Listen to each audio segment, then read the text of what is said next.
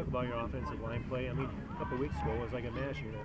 Well, it was. We're really encouraged to be able to have those 5 guys back. I think it's really important, and for us to come up with those 5 guys. And then I thought our running backs were just phenomenal as well. I know John Crockett seems to be an emotional guy. The team sees the feed off of that emotion. Did you sense that your team kind of rallied behind John when he was getting fired up? Oh, I don't know. I think there's all kinds of different leaders on our football team, and John's certainly an excellent player, and Sam's playing really well.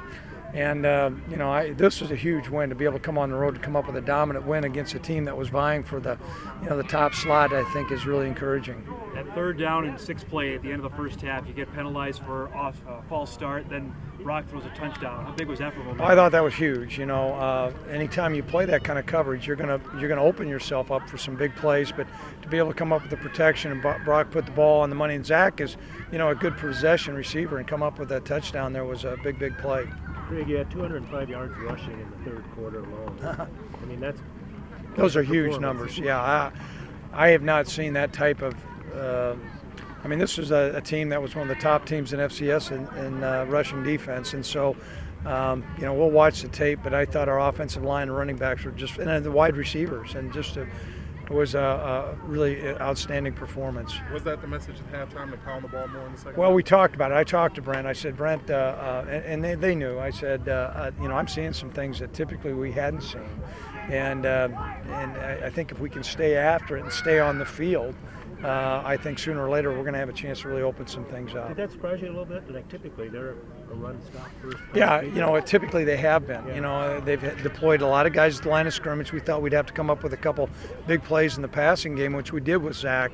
But what surprised me in the first half was, like I said, I didn't see a 2nd down and 9. We were seeing more 2nd down and 6s, and you go, okay, sooner or later that's going to turn into an 18 or 20-yard gain.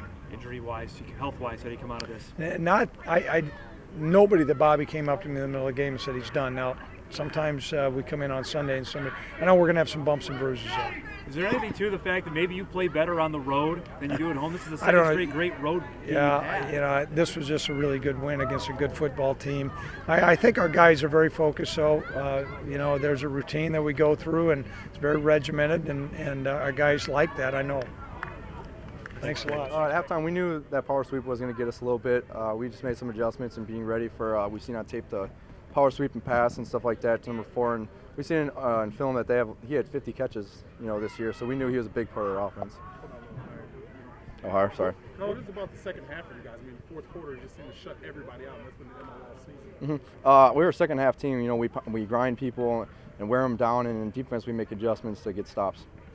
Colton, how big was their quarterback went out of the game? How much did you guys turn up it seemed like the defense went up another notch after he went out of the game? I think, to be honest, we didn't even notice it. I was like, is starting quarterback out of the game? And we're like, yeah, I think so. Honestly, it wasn't really that big of a deal. We were going to pressure either way. Colton, are you finding that teams are really throwing different things at you offensively early in the game to try to generate points against your defense? I think that's part of what's happened last week. They're seeing on tape that we were able to stop the ball, I think, and so they're trying to spread us out. And throw the football on us, throwing 3-step and stuff like that, and they'll get some yards on it, but eventually, like it does in the second half, it's not going to work for them. Is there anything to you guys? Do you think you guys play better on the road than you do at home? You guys have been ridiculous away from home here. I don't know what it is. Jeremy asked that too. I don't know what it is. Maybe it's a better focus. I don't know, but you got to win on the road in the Valley to win the conference. So. Coach Bohl talked about your resolve, just being that team that no matter what happens, you guys are going to keep fighting and keep coming back. Just sense on the sideline, even though things weren't going their way for a while. I think that's kind of been the theme all year. Is we're a second half team. We make adjustments at halftime, and just being a tough team that we know we're not out of it in any game. Yeah, that's that big hit that you had. How does that feel when you come up and lay somebody else? A lot of people are telling me it reminds them of South Dakota State when I was a freshman, but it felt good. And he's a big dude, and I didn't even think I knocked him down, to be honest. You got to ask the offensive line that, man. Those guys right there. I can't say enough about those guys, man. People don't understand how great those guys are. Time in, time out, at the end of the day, at the end of the game, they're the guys that's kicking tail. We're just doing what we do. That's it. What's that feeling like when you get one for 5, 7, 9, and you break that big one? Do you kind of feel that coming? I mean, it's always right before the series. Me and Sam, we both do this. We look in the eyes of the offensive line, and we see that they're not going to be stopped. And when they see that, I mean, it gets you chills, it gets you smiling, it gets you going, and you know that it's just get ready to run because it's going to open up. What made it so well today that you were able to run. Was there any special thing up front that you were doing that said, boy, the holes were just bigger than ever? I mean, they're just kicking butt, you know. They're basically the coup de grace of the game, you know. They come out and they're gonna put their hand in the dirt and they're gonna smack you and they're gonna keep smacking you. And our job is to run through those holes and they're gonna make them open. So they're great, man. They're awesome. Can you feel a team kind of slowing down or getting up slower? Oh, yeah.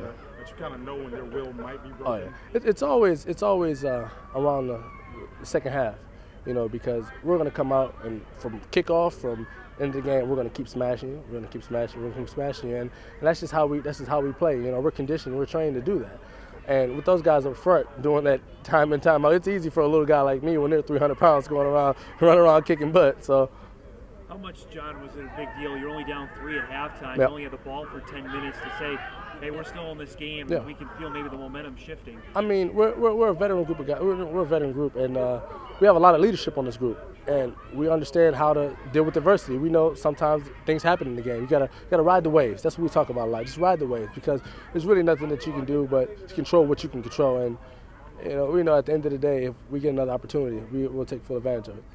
Yeah, you know, that's absolutely huge for us. You know, we talk about it a lot, sudden change. Anytime there's a turnover or a big play by them and they got the ball and the chance to score, you know, we got to hold them to a field goal. And the fact that we were able to hold them to 0 was absolutely huge. The offense got the ball back on good field position, and it really swung the field for us. When you see your offensive running game picking up those type of chunks of yardage that they were in the third quarter, what's the defense thinking around the bench? You know, it's just time to get after them, because you know the offense is going to put some points up on the board. It's kind of one of those things where a really great second half team, because teams just get worn down. So when the offense really starts rolling, we know that we got to pick it up, and if we go 3 and out, we're going to score again. If we go 3 and out, we're going to score again.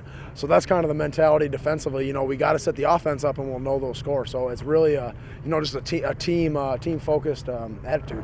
Does this remind you at all of Illinois State last year, Grant, where the first half was they were actually ahead? Yep. But just like today, and then the second half, you guys just grind them down. Yeah, definitely a lot of similarities between the games. You know, anytime you come out and get down by 10-zip right away, it's tough to come back. But you know, that's just you know, who we are. You know, it starts with Coach Bohl and the leadership. Nobody panics. You know, we just stick with the game plan. Who we are, it's what we do. You know, the offense continues to grind the ball. We continue to play great defense, and eventually we're going to pile up some points and wear teams down.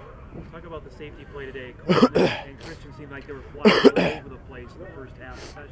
Yeah, absolutely. I thought both of them had a great game. It was kind of one of those games where, because of the offense that Southern runs, there's going to be a lot of pressure on them to make tackles and to replace guys. So anytime they were cracking linebackers and doing things like that, it came down to, can Christian and Colton make a one-on-one tackle in the open field, and they seemed to do it all game long. So, you know, give them all the credit in the world. They played great for us today. And then talk about the guys that you saw in front of you, specifically the tackles, Levon and Drevlo especially. Well, you know, it was amazing. You know, we come out, and after the first couple series, the coach was like, listen, you know, they're not going to run the ball on our defensive line. Like, they're too good. And, you know, it just speaks how much respect opponents have for every single one of those guys up front. So we said, okay, backhand, we need to figure out the coverage, then we need to start locking these guys down. And if we do that, we'll shut them out the rest of the game, and that's what we were able to do. Having such talented defensive linemen as we do really enables us to do a lot in the back end.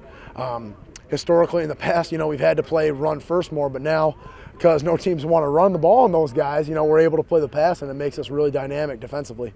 Is there anything to this road streak? Have you guys talked about it at all, that you've won 15 in a row now on the road? You know, I don't think nobody really talks about it. It's just kind of one of those things, you know, we get on the plane and it's just the attitude that everybody has. You know, the coaches just say, hey, it's a business trip. We're not here to have fun and hang out in a hotel room. We're going down to play a football game, and we're going down to get a win. So I think, you know, just being able to get away from distractions and just say, let's just focus on playing football. I think that really enables us to play well, and we've had a lot of success doing it.